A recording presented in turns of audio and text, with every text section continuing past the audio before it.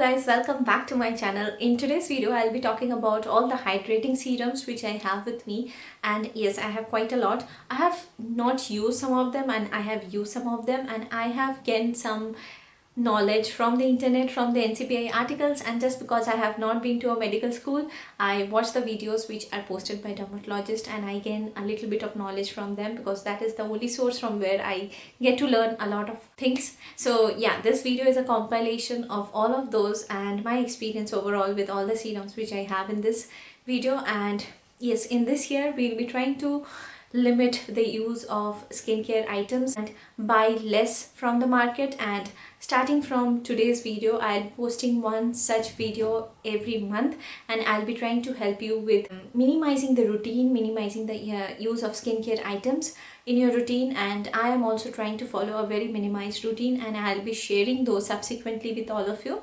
And I hope this video will serve some purpose, and I hope it will be useful. So yeah, let's get started with today's video.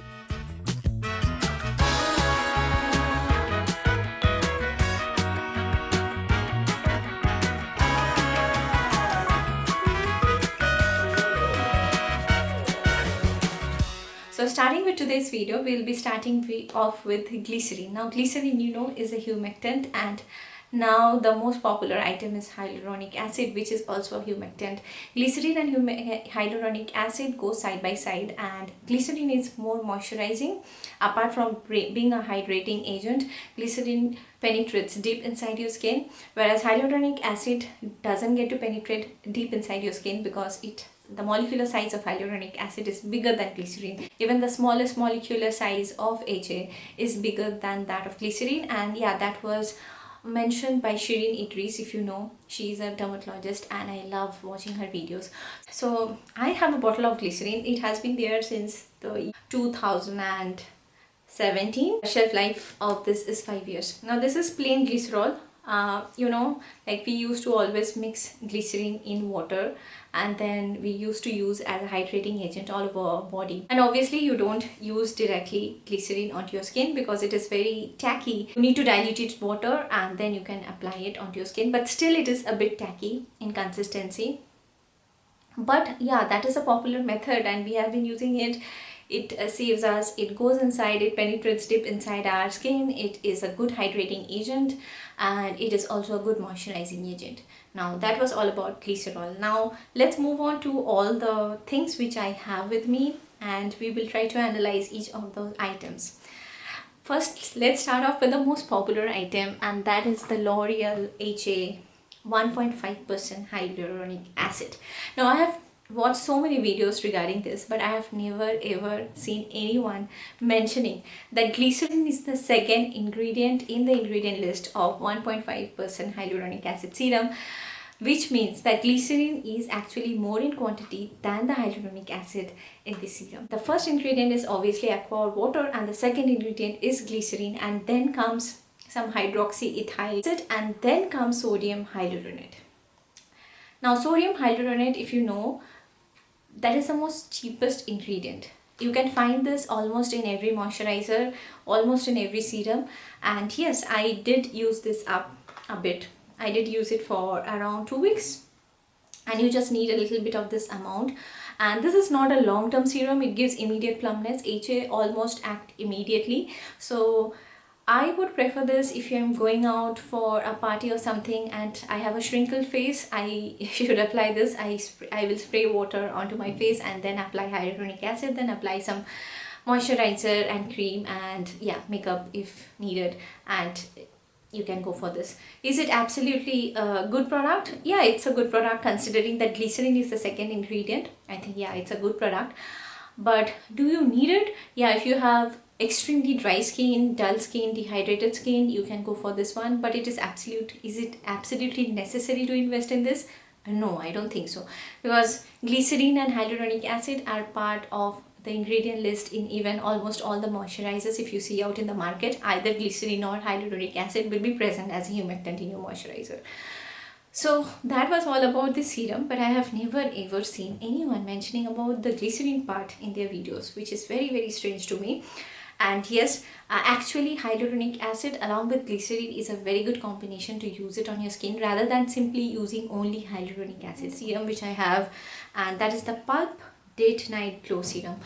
Now this has ceramides in it apart from obviously sodium hyaluronate. Now sodium hyaluronate in this is the third ingredient which you have in this serum, and this is a ceramide based date night glow, which they market it as a ceramide based serum, and it has tremella, that is some mushroom extracts, tremella mushroom extracts, and it has obviously some ceramides in it, and it has panthenol, obviously a good ingredient to be used. Now I have almost used more than half of this serum for more than a month I think, and I've used it at night and even in the daytime. Now the best part about this serum is that it doesn't give any negative reaction, which is what I'm scared of before using any serums in the market. It doesn't show any irritation or it doesn't show any negative results on your face, which is appreciative, because nowadays in the market I like whenever I use any product it tends to give some negative reaction, which is not the case with this. However, do you need this in your daily routine? I think no, because it didn't give any miraculous results over a period of time. I have used it for more than a month, and I would say that this is a calming serum. If you want to invest in a calming serum, it will calm down your skin. If it has some irritation, you can calm it down. But does it show any benefit, or even does it show any benefit on your dry patches? I don't think so. I've been using this on my dry patch for a long time, but it didn't show any result. Instead, if you use Borolene or any such moisturizer, I think that will give more benefit. So in that way, I don't think this is worth the money. Even this one, like, you only need the serums only if you want to splurge your money in all the serums. Now let's come to the third serum which I have, and this is the Hyalu serum, hyaluronic acid serum. Now I have not even started using it, as you can see, and it contains sodium hyaluronate as the second ingredient and glycerin as the fourth or fifth ingredient. So this also contains glycerin along with sodium hyaluronate. See, even the hyaluronic acid serums contains glycerin, which is quite amazing surprise. So even if they are marketed as a hyaluronic acid serum, because hyaluronic acid serum is a new term and people tend to love it so much, so even glycerin based serum is marketed as a hyaluronic acid serum, and that is quite weird. I have not yet opened it because I'm concerned about the shelf life of a product, and that's why I haven't used it. Now the third hydrating serum which I have with me is the Bioderma Tonic. This is not a serum, but this is a tonic, and you can tone your face using this. This also has glycerin as the second ingredient, and it also contains xylitol, polysorbate 20, mannitol and rhamnose and all those. So this is also a very hydrating serum, and I've been using this for like 2 to 3 days, and yeah, it's a good serum. I would say like this is a good serum if you want to increase your hydration, but is it absolutely necessary? I think no. Use this toner first and then use a sunscreen if the sunscreen is hydrating. So in that way you don't have to use your moisturizer in the morning if you're in a hot and humid place. Which I have is obviously the Cosrx snail mucin. This is a highly reviewed product, so I'm not going to talk about it a lot, but this also contains hyaluronic acid, but this has 96% of snail mucin. So snail mucin is known to have like glycolic acid, very little amount of glycolic acid, and like this is like tolerable by all skin types, even sensitive skin, so you don't need to get scared of the glycolic acid present in the snail mucin. It also helps in damage barrier repair. As per the comments in my last video, I have seen like this does give barrier repair functions. And it also, when I applied it onto my face, right, it didn't leave a like dry or clean effect. In fact, when I left it on my skin, it does give an oily finish to my skin. Like it is not exactly oily, but it is very hydrating. So in that way, I think this serum is worth its money. It is water based, but yet it's very hydrating. So I would definitely ask you to go for this serum. And if you're going for this serum and if you have an oily acne prone skin, I don't think you need to like top it up with a moisturizer. If you top it up with a hydrating sunscreen, it will be done, and I don't think you need a moisturizer in the summers if you are considering this one. So yeah, I like it. That's why I got the full bottle. Coming to the next serum which I have, this is not a serum but this is a hydrating spray, I would say. And I am in love with the spray actually. The spray is so nice. It gives very minute droplets of the serum and it has a little bit of fragrance, which is fine. It didn't irritate my skin. I did apply it onto my face and it does feel a little glowy. After application my face feels a little glowy and I really like this one. I am actually expecting to use this hydrator in the summer months and I am keeping it for that.